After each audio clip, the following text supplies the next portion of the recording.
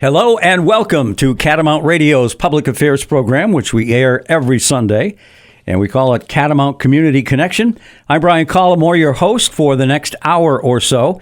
And again, we like to talk to community leaders from the business, professional, nonprofit, and political arenas from time to time. The goal of the program is to inform and make our listeners aware of things that are going on not just in Rutland County, but all throughout the state, things that will affect everyone listening in some cases. And maybe it's based on a new law or regulation that just went into effect. Many of the laws we passed last year in the General Assembly went into effect in July. Or if something coming up, perhaps. And other programs focus just on events that we hope are fun and that folks will want to know about. I'll give you a little bit of a heads up. Next week, we will be speaking with members of the Pittsford Volunteer Fire Department. And we'll be talking about the annual Haunted House, and that's an event that a lot of people enjoy. And there'll be 4 nights of that in late August or late October, and you'll be able to hop in the wagons again and take a ride up to the Haunted House. And we'll be speaking with Jason Davis next week and also some members of the Volunteer Fire Department. Our program is brought to you by the Rutland County Agricultural Society, which has brought you the Vermont State Fair at Rutland since 1846. Just concluded was the 178th Vermont State Fair here in Rutland. And so we're looking forward already to the 179th Fair, which will be coming up next August when the calendar turns 2025. Our guest today, Paul Clifford, who has quite a history in the city of Rutland, numerous business opportunities and events that he can talk with us about, and also some political events as well. Paul is a former member of the Rutland City Board of Aldermen and still, until January, a sitting member of the House of Representatives. So, Paul, welcome in. I think this is your first trip in with us. It is, Brian. Thank you very much. Yeah. I appreciate you having me here. Sure. One of the things we do when we have someone that's just here for the first time is to maybe ask you for a little bit of a biography, if you will. You know, where you were born. I know you're probably a lifelong resident here, where you went to school, how you ever decided to do what you do, and you ran a professional, you ran a bar here locally, so we can certainly talk about that, and many people will remember that. And so anyway, tell us about Paul Clifford. Well, Brian, I was born and raised here in the city of Rutland. I came up through Catholic schools, Christ the King. Also went to Mount St. Joseph Academy. Yeah. And right after that, I had planned on going to college. It never really came to fruition, but I did find, employment in a couple of local taverns when I was coming up through. And I got my, bartending experience there. And then I went to work actually for the city of Rutland back in the early 80s. And after that, I got into some sales that was related. Actually, the sales were related to like the waterworks and underground water and sewer materials that I used to deal with when I was with the city of Rutland. And I did that for a while. Worked for a company out of Burlington. I got done with that, and then I was approached by an old classmate of mine who was at college. It was an attorney, came back into Rutland and asked me if I wanted to go in on him on a business venture for a nightclub downtown. Okay. So I did. I took a chance. I invested some money. And so it was called Ponies. It was downtown on Center Street back, and I was in it from 1990 to 1993. But it was very successful.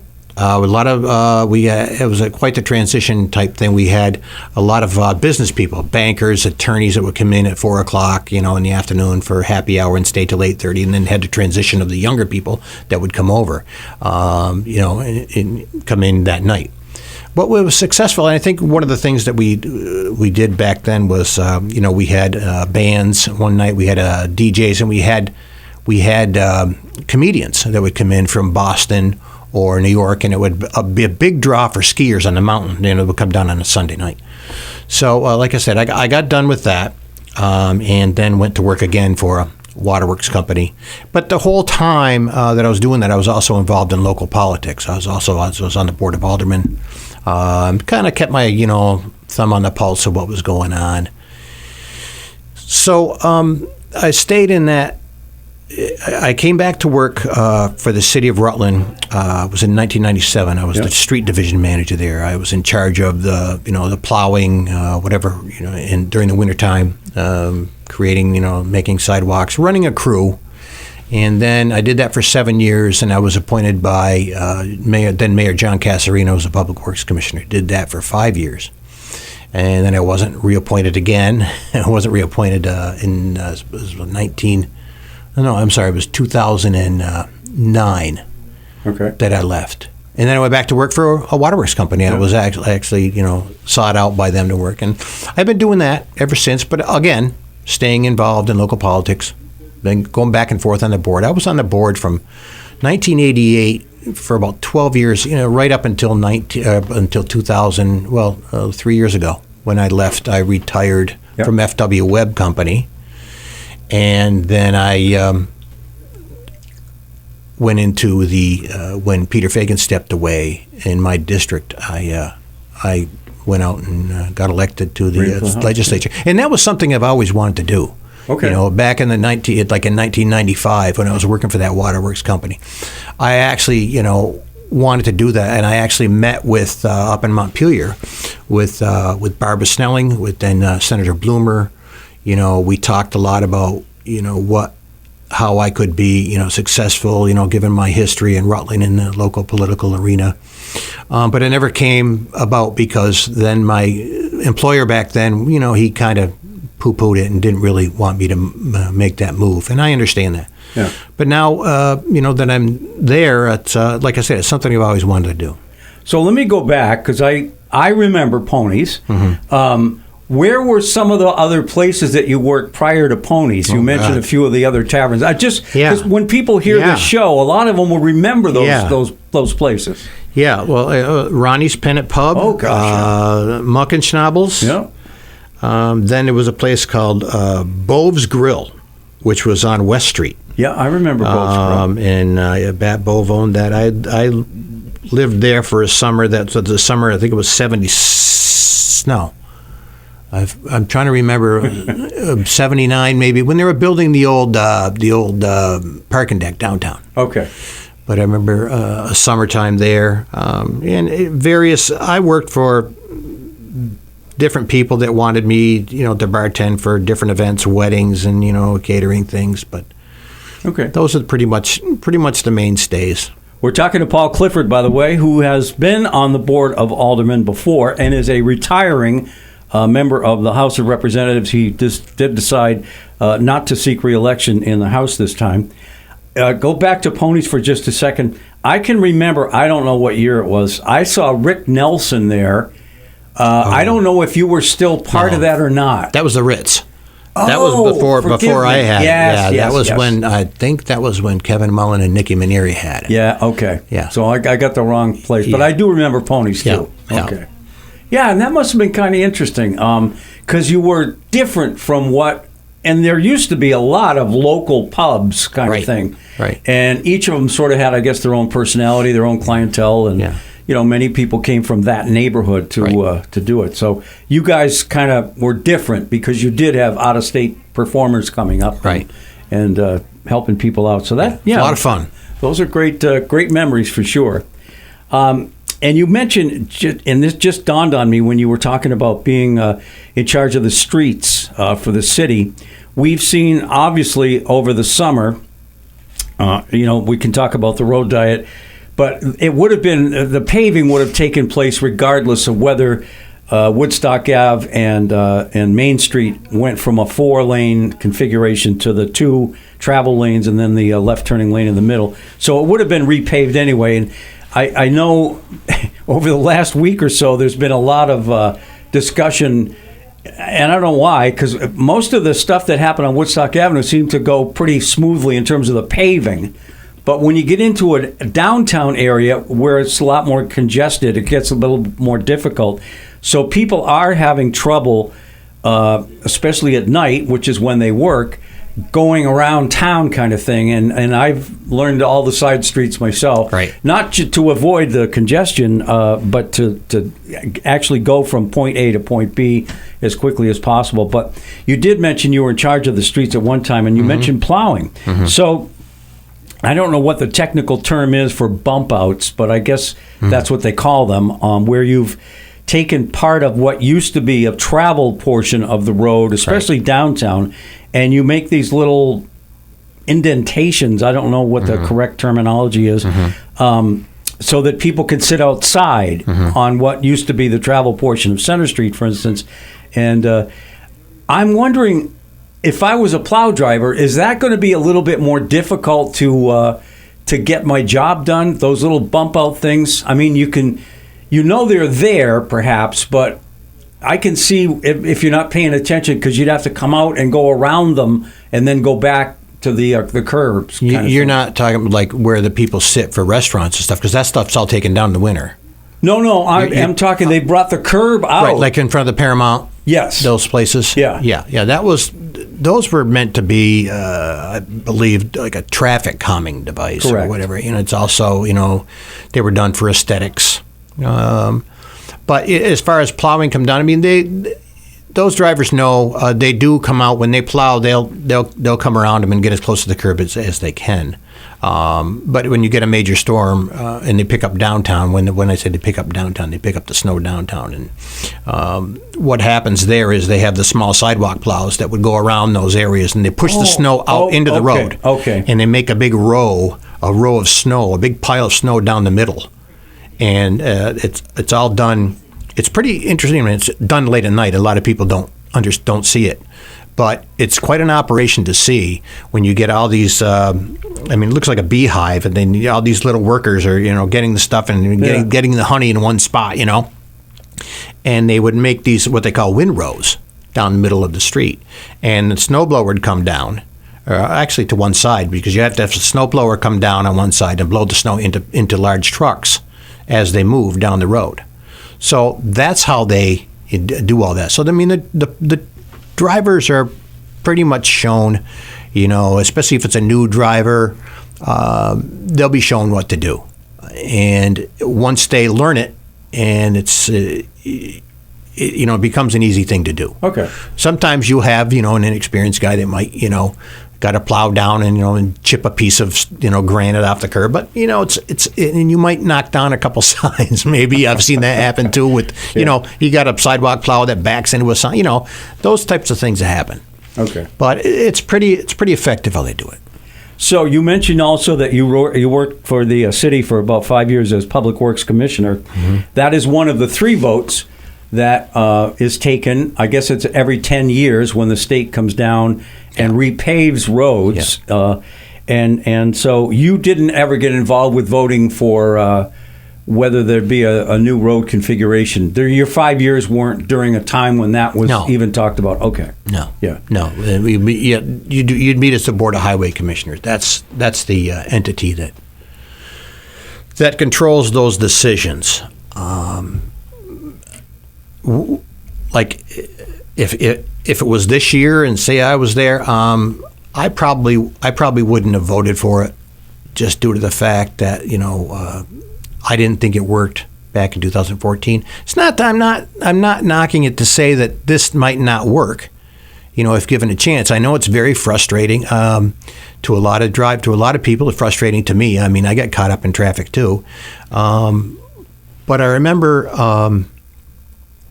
Talking to Mayor Mike Dunges about this, and I told him I wouldn't have done it. We didn't really have much of a conversation. I just don't think. I don't think I would have done it for one of the main reasons, especially now, is that it creates. You're putting neighbor against neighbor. And it creates a lot of animosity. And I don't think just given the.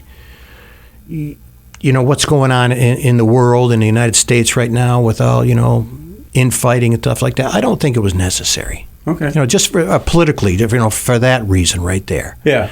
Not to say that, it might work, if given a chance, but I don't know. There's a lot of people pretty upset about it, and, it's it does create a lot.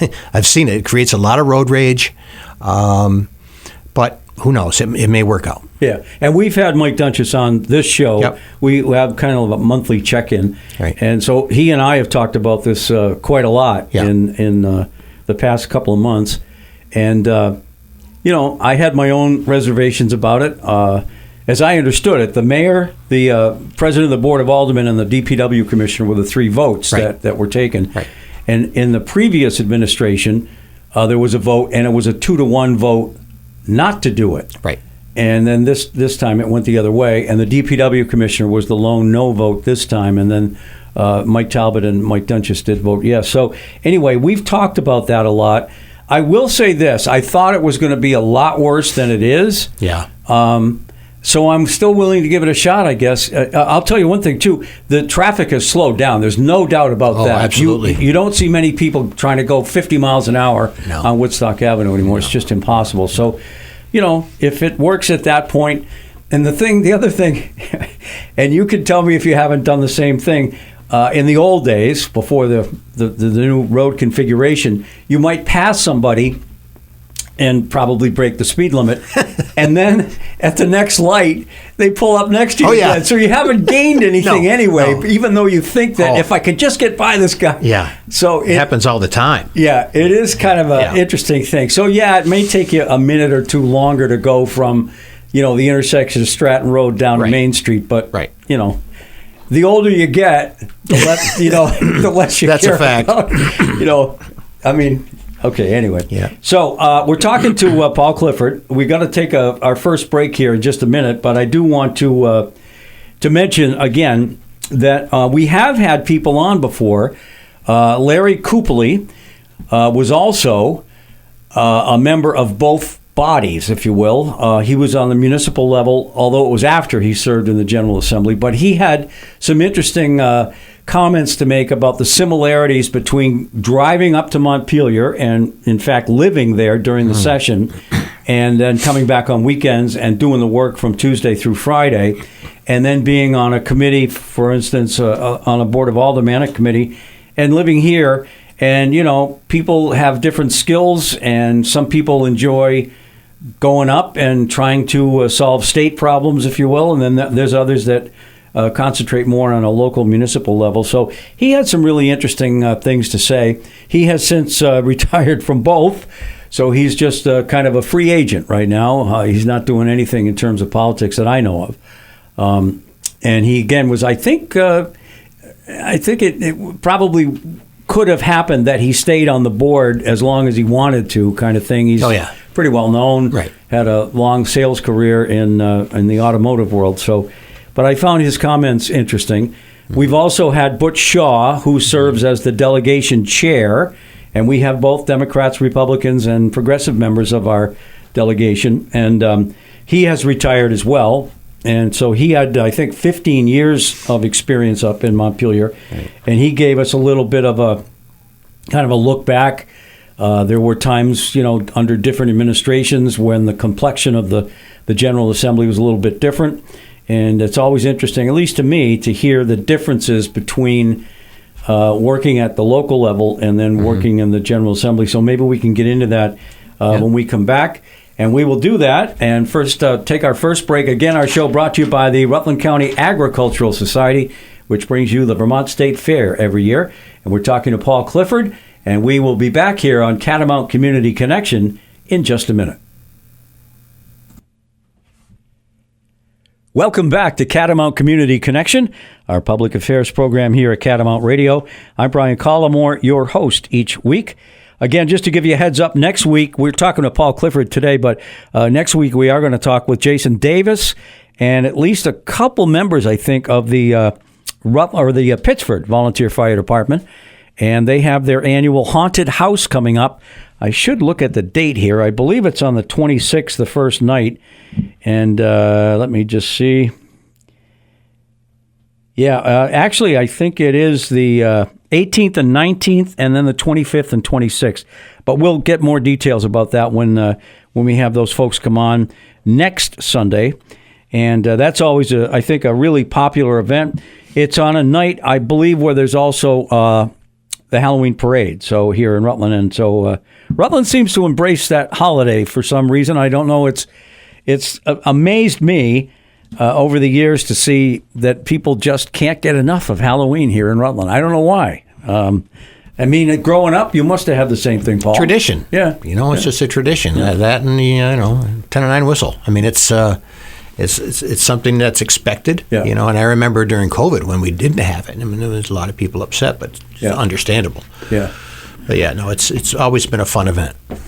All right, so let's actually, before we get into the differences between serving at a local level on the Board of Aldermen or a select board, could be the same kind of situation for other people, and then the General Assembly.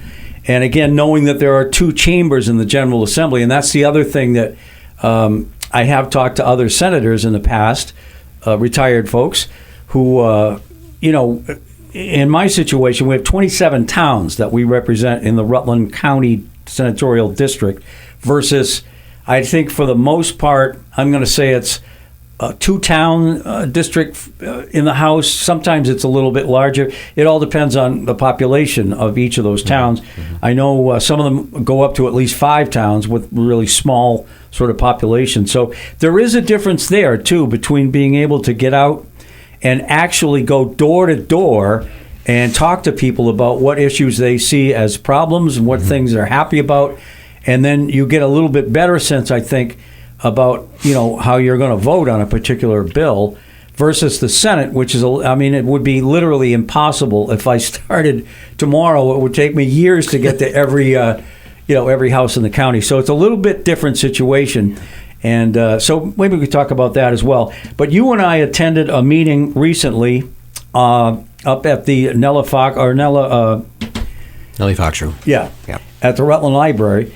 And that was put together by Chris Loris and Megan Novak, and also the mayor was there, Mike Dunches, and he may well have been the organizer of it, about the homeless situation in, I guess we're now calling it unhoused folks in our area. And we had some interesting data that was presented. I had seen a lot of that before. There was a meeting in the past at what used to be the College of St. Joseph gym, and it was the same folks there, Chris Loris and Megan Novak, and they have got a grant, so they're actually being employed to go into this at a very deep level. Unfortunately, the report that is coming out won't be available, I guess, till 2026, which means we're going to have to figure a way to solve this as best we can before that report comes out. But if I'm remembering the numbers correctly, in an average year before COVID, and COVID changed everything, as we well know, Rutland County had about 50 households that generally were without housing. And it was fairly, I don't want to say it was easy, but it was a lot more likely that we could help those type of folks before COVID. Since COVID, that number has jumped to 650, almost 700 households. And households include individuals who live alone, parents and kids. So they're all kind of lumped together into this household term. And we heard that Rutland is shouldering about 70% of the total number of folks who aren't able to find a place to live in the state. And what has happened is that, and there's some anecdotal data, I don't have anything to look at because it's a very transient population, so you can't actually say, well, this gentleman's from Massachusetts and that woman is from Connecticut. So I don't know what the number is, but there have been people, there's no doubt about that, and I don't think anybody would argue about it, that have come from out of state to take advantage of the motel hotel voucher program here. Right. But what happened with COVID, it was interesting, when the local motels were asked whether they would be interested in getting together with the state to run this program, Rutland, for whatever reason, was way ahead in terms of getting a yes answer to the state government. And there were fewer hotels and motels available in other parts of the state. So what happened was, even to the Northeast Kingdom, some of those people were brought down to Rutland, and that's why we have so many. So anyway, we heard some interesting topics brought up at the meeting the other night. We had other legislators that were there. Eric McGuire was there. We have some candidates that were there. I think Senator Weeks was there with me, and I think that might have been it. Unless I'm missing Senator somebody. Weeks, Chris Howland was there. He's running for the legislature. Right, he's running, but he wasn't in the. He's not in the legislature yet. And I know Dave Potter there was a couple of aldermen there too. Yes, for sure. Yeah. So I didn't know if you had any takeaways from what you heard that night. It's really like everything. It's so complicated. It's complicated. It's difficult. Being in the legislature and and you in the Senate, we heard a lot of horror stories, and it tears at your heart. But the thing is, like you said too, I don't understand why Rutland had to be there had to be a push to send it out to Rutland. I mean, I know there was some hotel owners that took advantage of that situation, unfortunately, because I went down. Eric, actually, you mentioned Eric McGuire. Eric McGuire and I went to one of the hotel in the town, and just for a walkthrough, and it was horrendous. What the living conditions that they had, and the motel owners didn't seem to care. Right. To me, they just didn't seem to care. It was terrible. And we're put into that situation, and now I read where there's a letter to the governor signed by 91 legislators that want him to act and to do something right away. It's difficult because if we had money to do it, we might be able to help a little more, but there is no money left statewide. You know what I mean? But you're talking about Rutland. It was unfortunate that we had to see, the brunt of all that impact the community. And I'm not. It does impact the community. It impacts our municipal services. And I know that the town they did recover some of their funds because they challenged the Act 250 down there. That seemed to work for a while, but now we're in a situation where there's a lot of families, like you mentioned the numbers, and I think they said there was 160 kids that are out too, just around here. Right. That's sad, and it's I don't know what to do. I don't have an answer for it. It's going to take a long time to figure it out.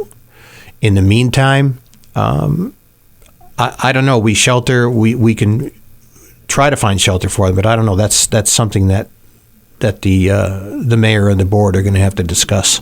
So I don't know. I don't know where we go from here, but it's going to be a long road.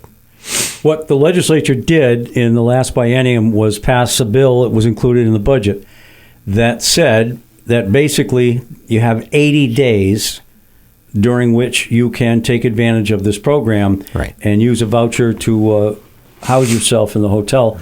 But after that, you have to leave. You have to get out and find another place. And so that is a different date. It's staggered because not everybody came in at the same time, and not everybody is going to have to leave at the same time. But it has created sort of another ending point for the program.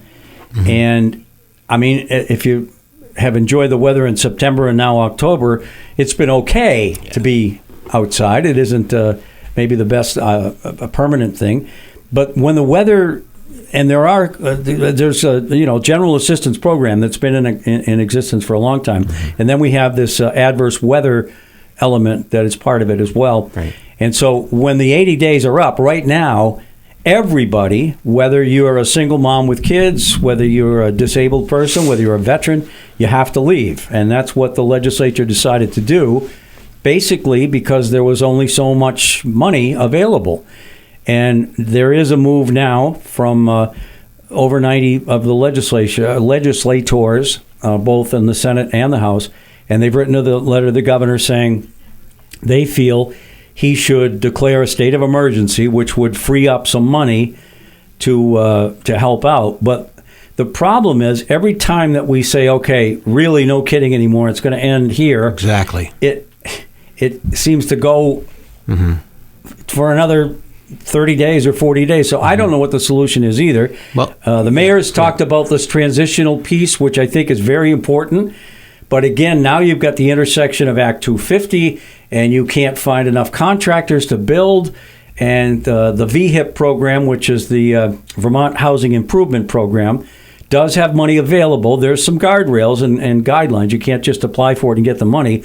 But we have over 200 buildings, houses, that were in disrepair enough that you couldn't live in them. So that money's available to repair those and then hopefully move people in. So I don't know where we go from here. I really don't. Well, I forget the name of the lady from Habitat to Humanity, from Me and Humanity. Oh, yeah. She was there. Yeah, she was, and she actually got a round of applause to talk about, the volunteer work that's done, but to build, to find the housing, to find the houses to do that, that's a difficult thing. The other thing too they mentioned the other night was, and one of the key problems is that even if they do find the housing and they, there have to be like you said, a transitional, you have to staff it, and you can't find staff. I mean, that's a nationwide thing right now. You can't find the people to actually run the program and run those shelters that's needed. It's a difficult thing. And I want to go back to something that you did say about the legislature, and how a few of them, demanded that the governor do things. I find it real interesting that after everything that the governor wanted to put through, when they all vetoed everything that the governor wanted to do, and now he's expected to say, "Oh, okay, I'll help you out." Right. That's, to me, that I just don't think it's right, and I think that right there, I saw one of the ladies that in the Rutland Herald today, Representative Logan. She was actually on the committee I was on. It's also, and I hate to say this because, but it's the truth, is that a lot of people are running for re-election, okay? And, this, to use something like that, and I'm not saying it is, but to use something like this to get reelected, I think is wrong. Yeah. But there is a problem. I'm going back to that. There is a problem that we need to address.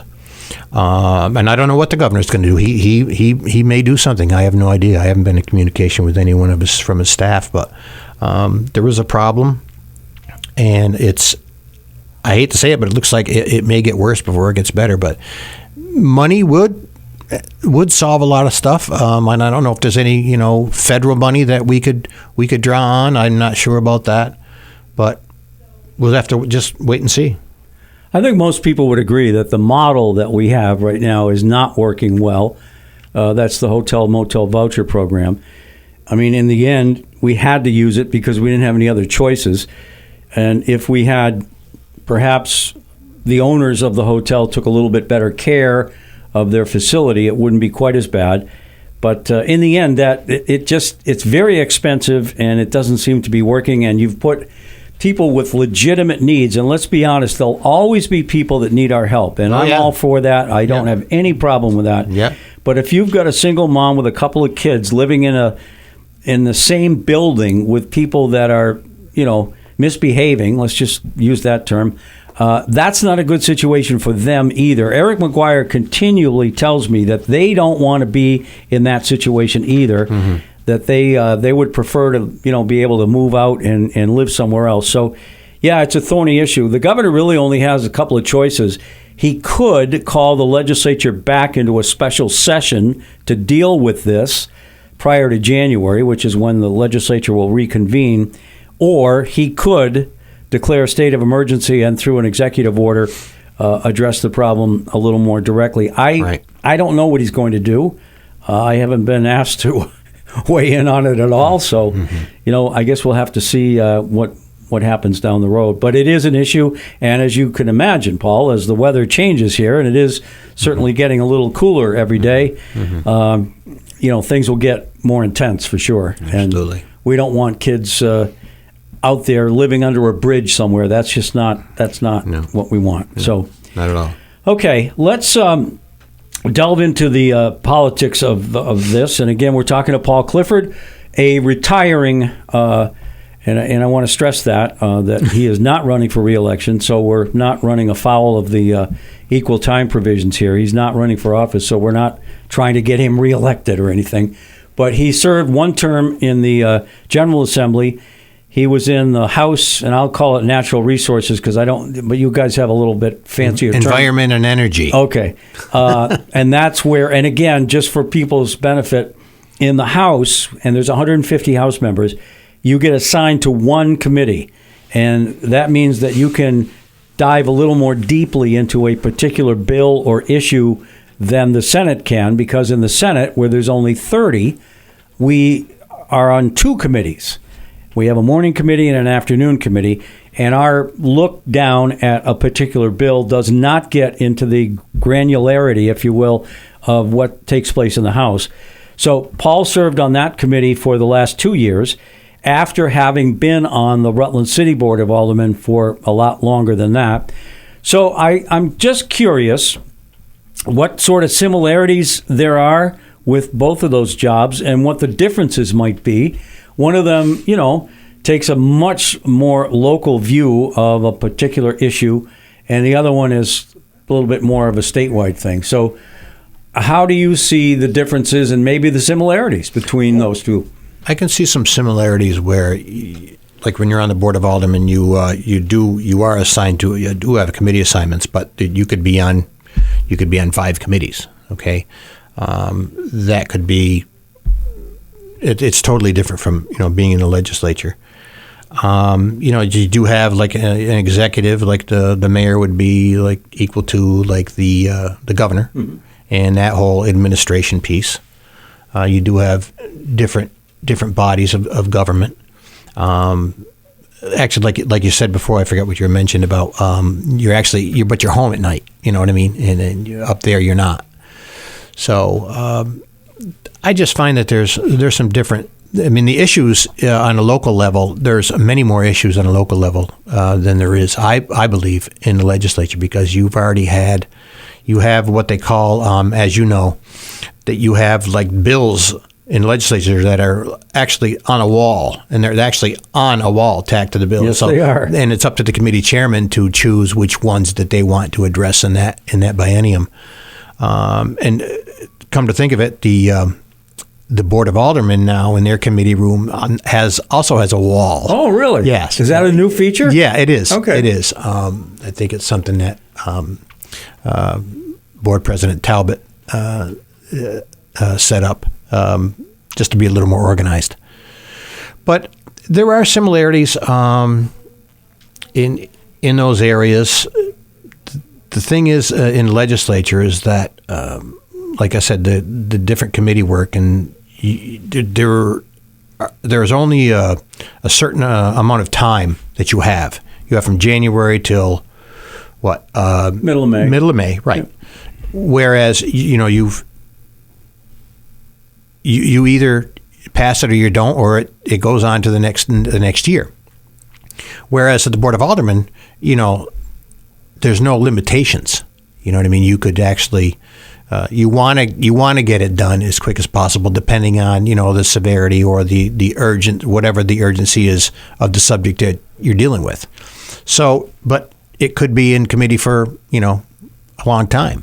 Okay, so maybe I don't mean to interrupt, but yep. One of the differences I think is you can still be employed doing something totally else and be on the Board of Aldermen. Correct. Because you're not. It's not a full-time all-day job. Right. Most of the committee meetings, I assume, are at night. They are. And maybe they don't meet every day. That's a good point. They don't. They don't. Right. So that is a little bit different. You're actually, in a sense, working harder being on the board because you give up your nights, mm-hmm. and you're still being employed elsewhere during the day. Yeah. Whereas in the legislature, it is, when we're in session, it's more or less full time. We convene Tuesday through Friday. We do come home on weekends. And I liken it to law enforcement. Maybe that's not a great example, but you're never off duty. No, never. Just like a police officer is technically, he's always or she's always on duty. If they're out shopping somewhere and something happens, they can mm-hmm. step in. Yeah. So I find it, I don't know about whether I enjoy I mean, if I go to a store and people recognize me, sometimes I like that, and then sometimes I wish I could just sort of, I know, be normal. I know what you mean. But so anyway, maybe that's a difference too between the two. The board certainly functions differently, and as you say, an issue could come up like the homeless situation that we have right now, or I don't know, pick something else, the road diet or something, and you could chalk and chew that around for a little bit and maybe wait to make a decision. You're right. I mean, when you're on the board of aldermen, you could be, I remember years when I'd get, phone calls at 2:00 in the morning because somebody's road hasn't been plowed, So, whereas, and you are, that does have even when you're in the legislature, it's similar to that during your term, like even when we aren't in session. As you get calls. I get calls still during this time. Sure. So you're actually, it's a 24/7 when you think about it. Yep. And not as intense as like a public, like a police or fire, but same type thing. Yeah. Yeah. Now, who decides what committees you're on the board? I know I can explain the legislature part. It's the same type thing as in the legislature. You get it. The board president will say, "Okay, what would you like? Or what committees would you like?" Okay, and then he makes she makes a determination as to where you feel you're best served, depending on your interest, depending on maybe your experience in a certain committee, which is interesting because when I went to the legislature, Environment and Energy, Natural Resources, I thought it was called, that was my first choice. And as you know, a lot of times you don't get your first choice, okay? But based on my experience, in dealing with the public works areas, my experience in dealing with the wastewater plants and water treatment plants, I thought that's what it was going to be about.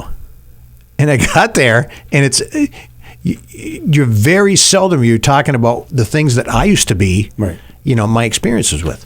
But it's the same type setup. You request, like you requested the Speaker of the House, what you'd like to be on, and then, he or she would determine where you go. How many committees are there on the local level, Board of Aldermen? Oh, God. 15, 20? No, not that many. Okay. I don't think there's that many. I'm thinking maybe 9 or 10. I could be wrong in there. See, in the Senate, we have, I think it's 11 standing, what we call standing committees that meet every day. And then there's other committees that you get appointed to that have a special function. But and it's also interesting just because of the numbers. In the House, there are normally 10, 11, 12 members for each committee. In the Senate, it's more like 5 because there are fewer of us. So you almost feel worse if you have to miss a particular day for whatever reason, because it's obvious that there's only 4 out of the 5, whereas in the House, if there's 11 and only 9 are there, it's not necessarily, that noticeable, I think, for people. Right. And there's a desire, let's be honest, because it is political, from leadership. In the Senate, we have what we call, it's a really interesting committee on committees. And there's 3 people that decide which ones we get appointed to. The lieutenant governor is an automatic person.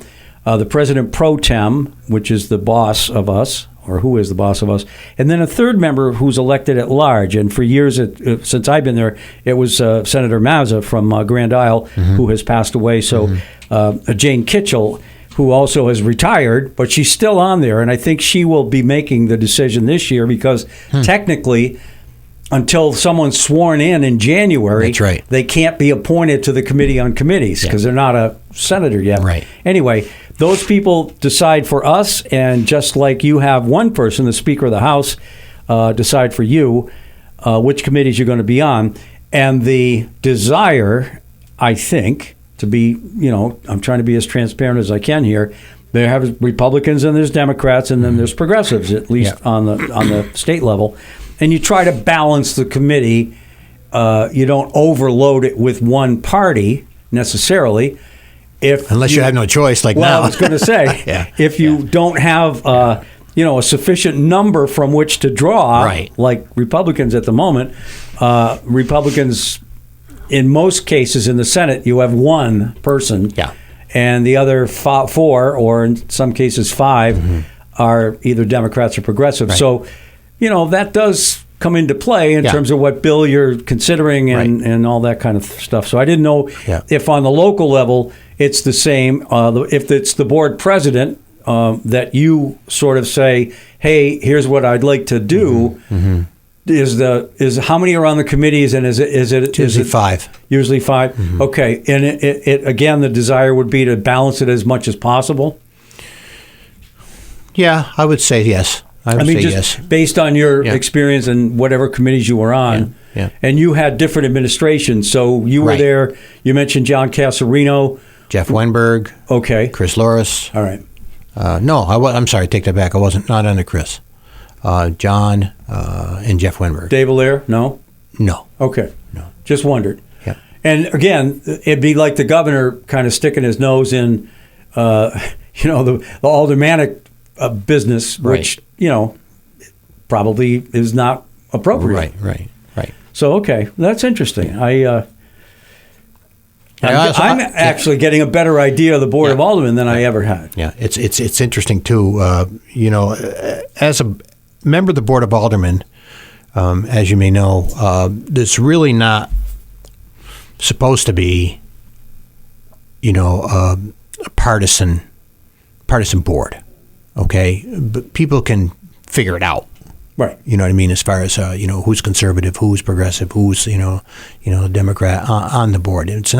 But you don't have to identify yourself. You don't have to identify yourself. Okay. I didn't know that on a local level. All right. You don't have to do that. But people, like I say, people figure it out. Right. They know that.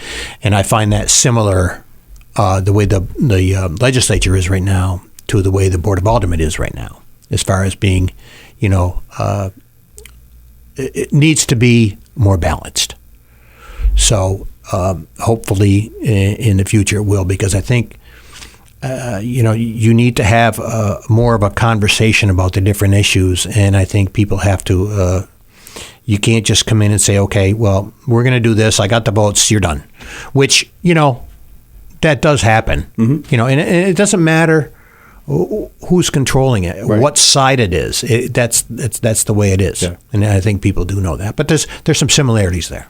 All right, we need to take one more break, and then we'll come back with probably the last 10 minutes or so of the show today. And again, this is Catamount Community Connection. Paul Clifford is our guest today, retiring from the General Assembly, not running again, and a former member also of the Rutland City Board of Aldermen. So we're kind of talking just about some of the maybe intricacy differences between the two entities, and I'm finding it interesting, and hopefully you listening are as well. We'll take a break, our final break for the morning, or the show, I should say, and we'll be back in just a second.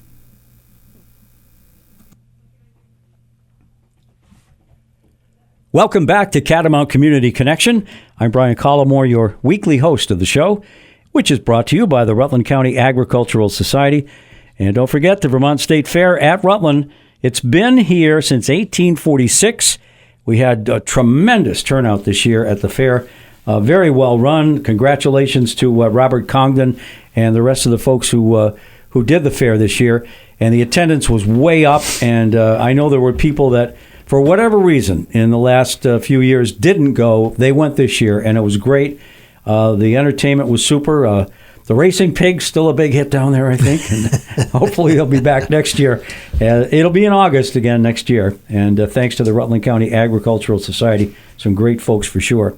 So we're talking a little bit about politics today with Paul Clifford. And we earlier had talked about some of the other occupations he's had. He ran ponies for a while, actually owned it for a while.